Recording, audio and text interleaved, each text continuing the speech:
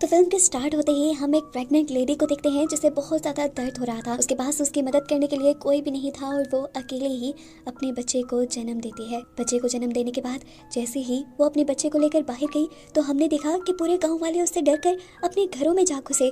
यहाँ तक के लोगों ने अपने घरों के दरवाजे भी बंद कर लिए जैसे वो लड़की कोई अछूत हो। फिर सीन कट होता है और हमें जंग का मैदान दिखाया जाता है। ये जंग किस लिए चल रही है मूवी में ये तो नहीं दिखाया जाता, लेकिन हमें मार्क नाम का एक सोल्जर दिखाया जाता है जिसे बहुत ज्यादा गोलियां लग चुकी हैं। वो जख्मी है, बुरी हालत में है और उसके बचने की कोई चांसेस नहीं। दूसरे सोल्जर्स उसे उठाकर मेडिकल कैंप में ले आते हैं और उसका ट्रीटमेंट शुरू कर दिया जाता है। यहाँ पे कुछ ज्यादा अच्छी फैसिलिटीज नहीं थी, लेकिन हैरानकुन तौर पर मार्क फिर भी बच गया। इसी मेडिकल कैंप में और भी जख्मी लोग उसके दोस्त बन गए और फाइनली इनकी छुट्टियां भी हो जाती हैं और ये जंग से घर वापस लौटते हैं।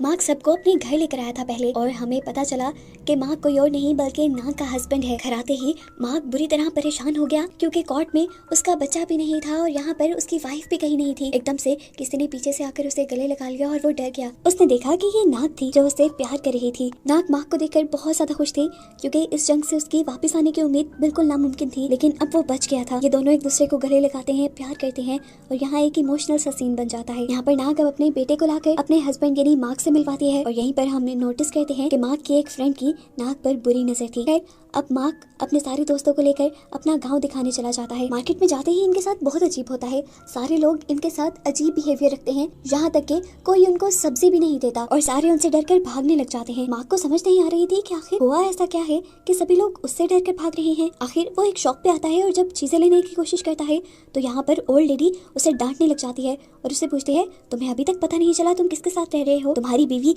एक भूत है। तुम्हें अगर मेरी बातों पे यकीन नहीं तो टांगों के नीचे से उसे देखना। उस ओल्ड लेडी का बेटा आकर उसे खामोश करवा देता है और यहाँ मार्क के सभी फ्रेंड उसका मजाक उड़ाने लग जाते हैं, साथ ही साथ बाजार वालों का भी, क्योंकि उन्हें नहीं लग रहा था कि नाग एक भूत है। खैर अगला दिन हो जाता है। मार्क के दोस्त मार्क का घर रिपेयर करने लग जाते हैं और रिपेयर करते हुए उन्हें मार्क के घर के बाहर किसी की लाश दफन हुई दिखाई देती है जिसके हाथ में एक वेडिंग रिंग थी। ये देखकर वो बुरी तरह डर गया। इससे पहले कि वो अपने दोस्तों को ये सारी बातें बता देता, यहाँ पर बहुत सारी बीज उसे काट लेते हैं और उसे ये बताने से रोक देते हैं और इस पॉइंट पे हमें ऐसा ही लगता है कि जैसे किसी भूत ने ही उसे ये बताने से रोका हो और जानबूझकर इन बीज को उसको काटने को भेजा हो। अब उसका मुंह बेशक बंद हो चुका था, लेकिन वो लिख तो सकता था। वो लिखकर अपने दोस्तों को बताता है कि नाग सच में एक भूत है, उसने उसकी लाश को घर के बाहर दफन हुआ देखा है। ये सुनकर उसके बाकी दोस्त डर जाते हैं और फौरन अपना सामान पैक करके यहाँ से भागने की कोशिश करते हैं, लेकिन तभी उन्हें अपने दोस्त मार्क का ख्याल आता है। वो उसे एक भूत के पास छोड़कर नहीं जा सकते थे। वो प्लान करते हैं कि रात में वो मार्क को लेकर चुपके से यहाँ से चले जाएंगे। रात में जब वो मार्क के पास गए तो मार्क को उनकी बातों पे यकीन ही नहीं हुआ। इससे पहले कि वो अकेले